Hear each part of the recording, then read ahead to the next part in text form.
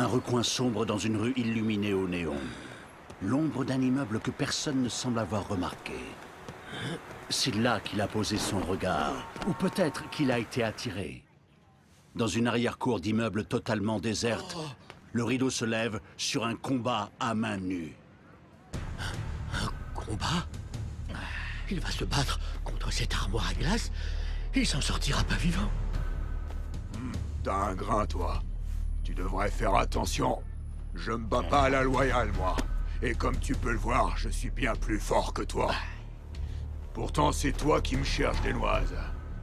Il te manque une case, c'est certain. Sûr et certain.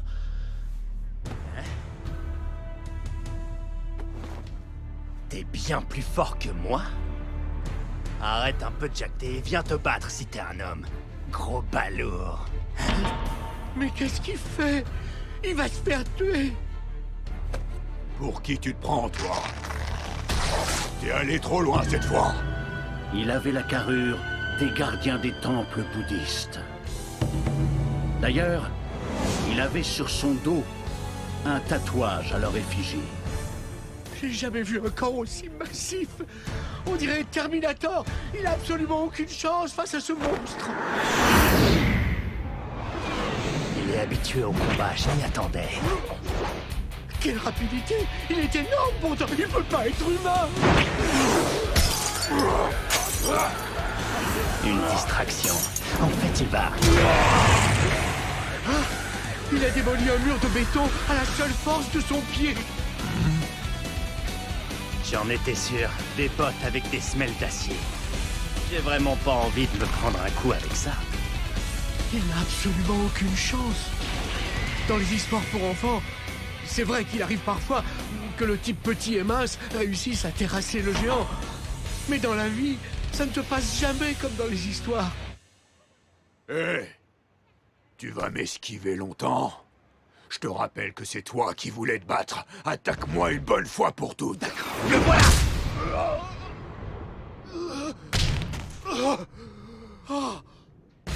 Piste!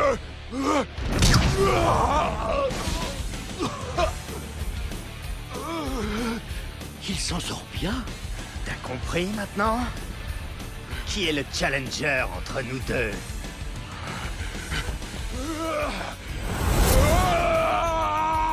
Sérieusement. J'utilise la force de ton coup. Retour à l'envoyeur.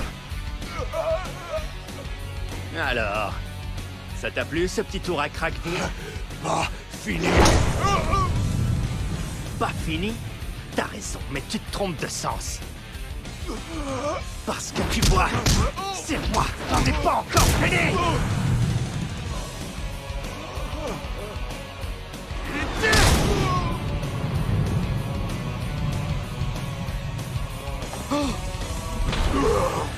C'est lui qui a gagné.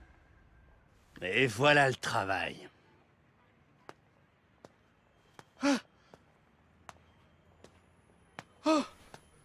Votre nom?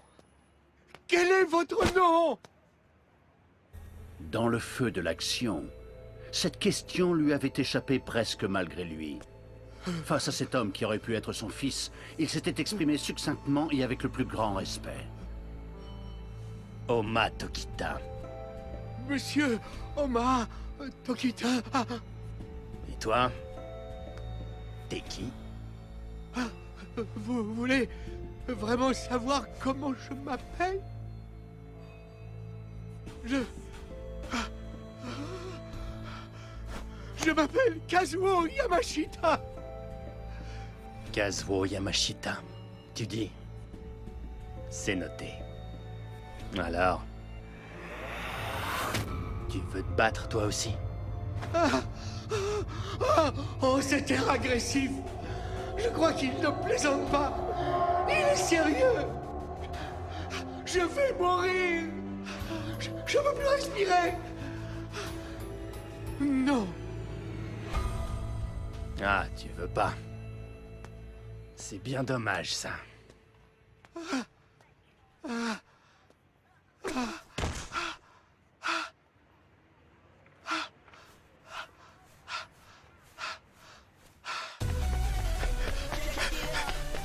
Kazuo Yamashita, 56 ans. Un père de famille coincé et sans histoire, qui n'a jamais eu un quelconque vice de sa vie. Il ne comprend pas ce qui l'a poussé à faire ça. Aujourd'hui, pour la première fois depuis 15 ans, il a couché avec une femme.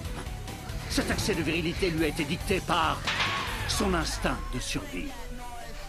L'instinct d'un homme qui, jusqu'à ce soir, ne s'était jamais senti en danger de sa vie. Soudainement, il a pris conscience de sa propre mortalité. Cet instinct de survie en déclenche un autre, celui qui pousse les hommes à perpétuer l'espèce. Il se met en quête d'une partenaire sexuelle pour se reproduire. Mais tout cela est inconscient. Il ne comprend pas ce qui l'a poussé à se conduire ainsi.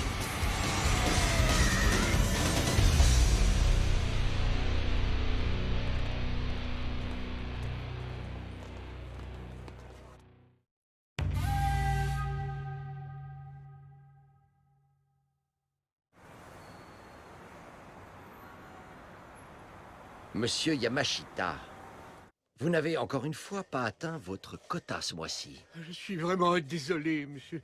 Je vous assure que le mois prochain, Le mois prochain, vous dites? C'est ce que vous m'avez répété tous les mois, non? Pour être honnête avec vous, à force, je n'y crois plus à vos promesses. C'est reparti. On s'en prend à Monsieur Yamashita. Alors que c'est lui qui fait exprès de lui confier tous les dossiers difficiles. Vous m'écoutez? oui, vous avez tout à fait raison. Non mais pour qui se prend ce petit chefaillon de mes deux? Si j'étais aussi fort que le type du combat de rue, voilà ce que je lui ferais à cet imbécile de chef. Je ne suis qu'un idiot. Je m'incline comme ça parce que je suis incapable de me battre. Pardon de vous interrompre. Monsieur le directeur, il fallait me faire venir si vous aviez besoin de quelque chose. Non, je ne suis pas là pour vous. Monsieur Yamashita, vous êtes immédiatement attendu au siège du groupe Noki. Il s'agit d'une affaire urgente, alors allez-y. Monsieur Yamashita, vous êtes sûr? Monsieur Yamashita. Mais enfin, qu'avez-vous fait pour être convoqué au siège? Quoi?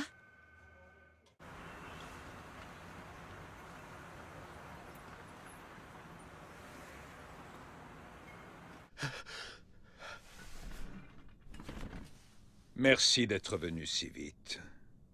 Je m'excuse, je sais que vous avez beaucoup de travail. Non. Il n'y a aucun souci.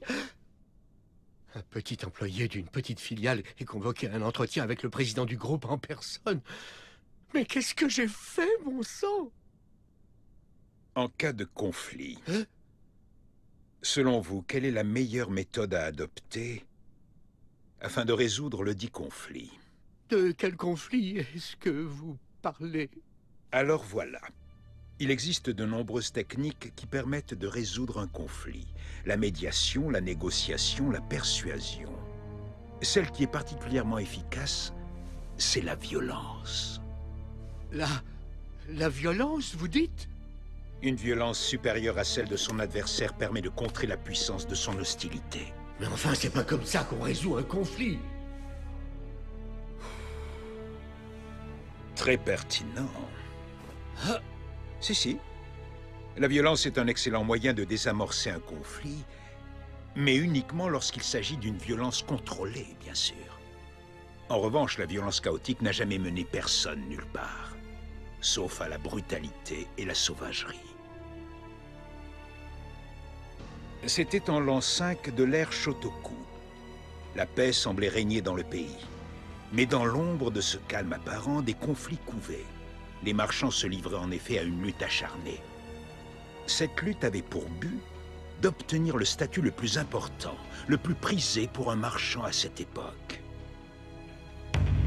Celui de fournisseur de l'empereur. Ils étaient prêts à tout. Menaces, complots et même assassinats.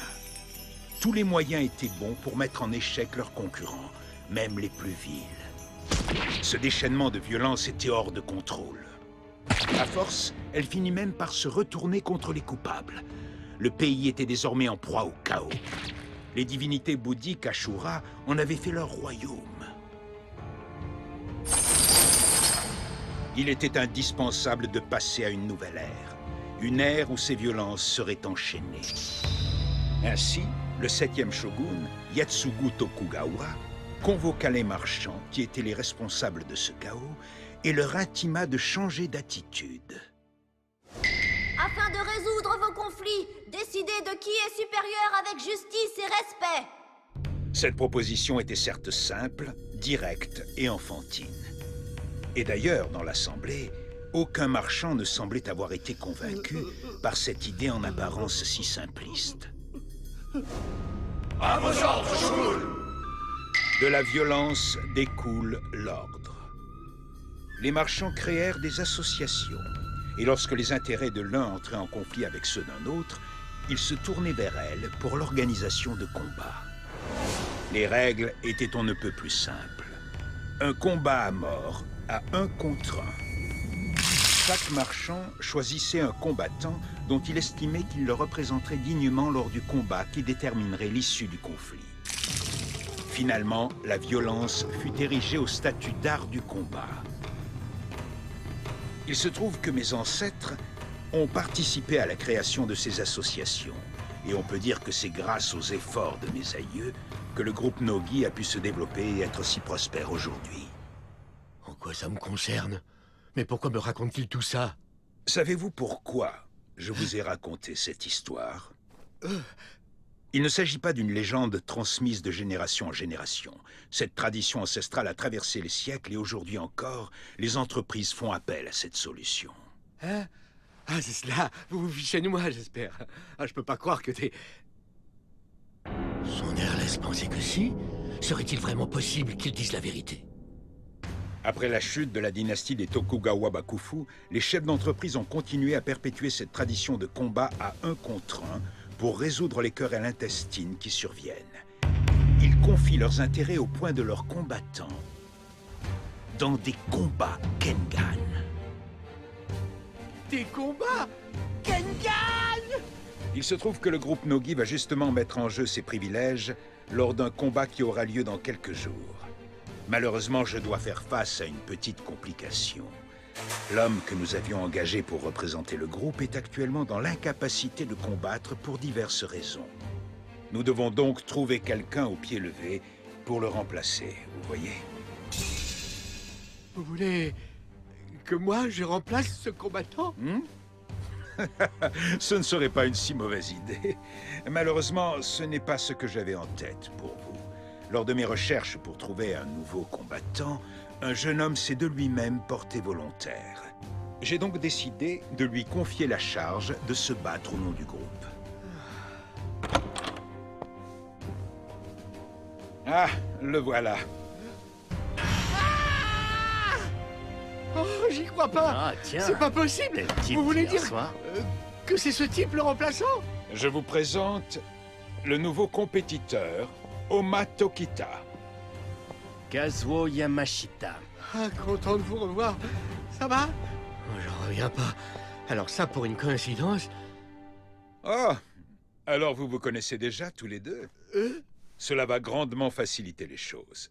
Kazuo Yamashita, j'aimerais vous confier une tâche. Vous allez vous occuper de Monsieur Tokita. Hein? Oma, si tu as besoin de quoi que ce soit, n'hésite surtout pas à appeler Monsieur Yamashita. On va bien s'entendre. Quoi? Je vous laisse vous mettre d'accord sur l'organisation. Mais tenez-moi informé des détails. C'est vraiment une bonne idée de faire confiance à cet homme. Ce n'est peut-être pas lui qui a vaincu Komada, le gardien. Je mettrai ma main à couper que si. C'est pour ça que je l'ai engagé. Selon vous, combien de personnes sur cette planète seraient capables de battre un homme tel que Komada? Oma Tokita. On peut dire que j'ai eu de la chance sur ce coup-là. Et l'autre alors? Kazuo Yamashita. Cet homme n'est qu'un employé banal de la compagnie. Pourquoi lui avez-vous révélé l'existence des combats Kengan? Il y avait très certainement quelqu'un de plus qualifié pour s'occuper d'Oma, vous ne croyez pas? Non, ça m'est venu comme ça. Mais, monsieur... Ne soyez pas contrarié. J'ai simplement pensé que ce serait une bonne idée que ce Yamashita s'occupe de notre combattant. Il ne faut pas chercher plus loin. Cette histoire ne tient décidément pas debout. Il me cache délibérément quelque chose. Oma Tokita, tu as piqué ma curiosité. J'ai hâte de voir de quoi tu es capable.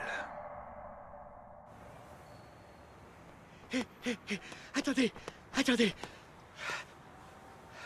Qu'est-ce qu'il y a, Kazuo Yamashita? Pourquoi il dit mon nom en entier? Monsieur Tokita, nous devrions décliner cette proposition, je crois. Ces combats sont certainement illégaux, non? À quoi le directeur pensait en nous demandant de... Mais, pour l'instant, allons grignoter. D'accord. Allons grignoter. La phrase qu'il venait de prononcer était on ne peut plus banale. Pourtant, la violence de son ton ne laissait aucune place à un refus. Pour cet homme, Oma Tokita, il n'avait jamais été question de voir les choses autrement qu'elles ne le sont.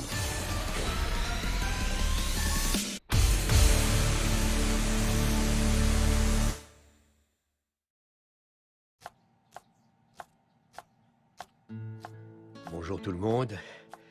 Je me présente, je suis Kazuo Yamashita. Je travaille pour les éditions Nogi depuis 34 ans. J'ai 56 ans et ma vie est tout ce qu'il y a de plus classique. Je travaille dur et sur le plan personnel, on ne peut pas dire que mon quotidien soit très palpitant. Ton petit déjeuner, je te le laisse là.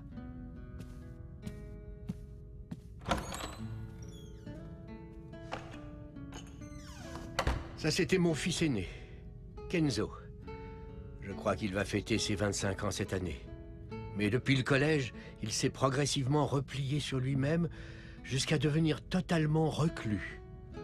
La dernière fois que j'ai vu son visage, c'était il y a 2 ans. Non, 3 ans, je dirais. Mon fils cadet, lui, a abandonné le lycée l'année dernière. Il est en pleine crise de rébellion. Il s'est mis à traîner avec des gens peu fréquentables. Et les seules fois où il daigne mettre les pieds à la maison, c'est pour me piquer de l'argent dans mon portefeuille. Quant à ma femme, elle nous a abandonnés il y a déjà 10 ans. Je ne sais toujours pas ce qui l'a poussé à faire une chose pareille. Tout ce qu'il me reste d'un temps soit peu précieux, c'est ce petit lopin de terre sur lequel j'ai fait construire ma maison. Il me reste encore 15 années de prêt à rembourser. Et c'est ici que je finirai mes jours.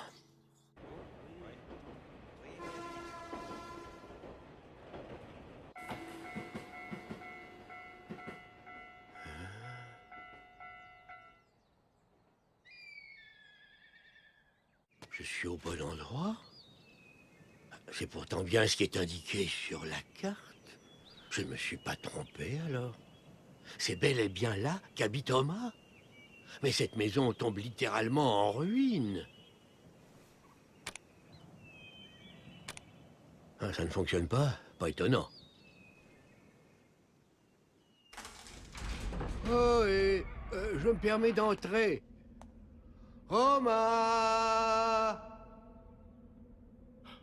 Ce n'est peut-être pas la bonne adresse, finalement. Oma! Vous êtes là? Ah, ah, Le plancher est pourri. Oh non! C'est quoi ce bruit?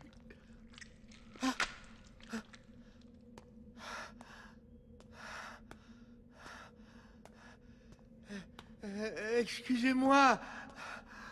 Oh, Mahoé.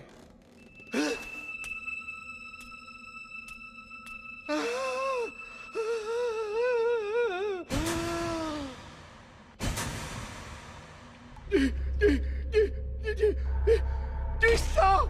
Reculez. Reculez. Meurtrier. Qu'est-ce qui te prend? Quoi? C'est vous, Oma? Qu'est-ce qui vous est arrivé? Votre blessure a l'air extrêmement grave. J'appelle immédiatement une ambulance, ne vous en faites pas. Hein? Ah, ce sang. Non, je suis pas blessé. Je faisais juste une saignée. Hein? Une saignée? Ouais, il est juste là. Qui ça? Qu'est-ce qui peut brailler celui-là? T'es sûr que tu veux pas goûter? Désolé, je n'ai pas faim pour l'instant. Tu passes à côté de quelque chose. Non mais franchement, le corps de cet homme est impressionnant. D'un point de vue esthétique, je n'en avais jamais vu d'aussi beau que le sien.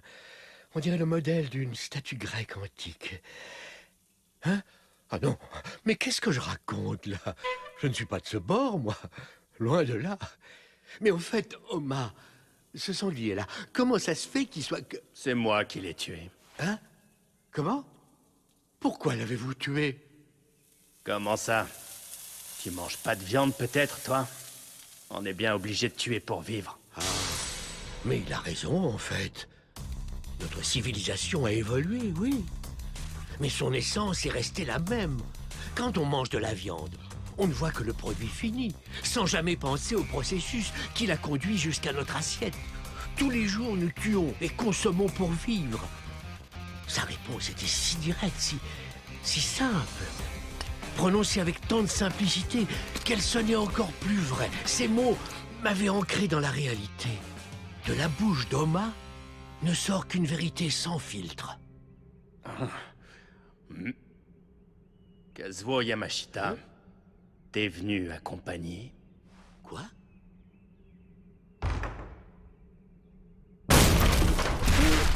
Qui va là?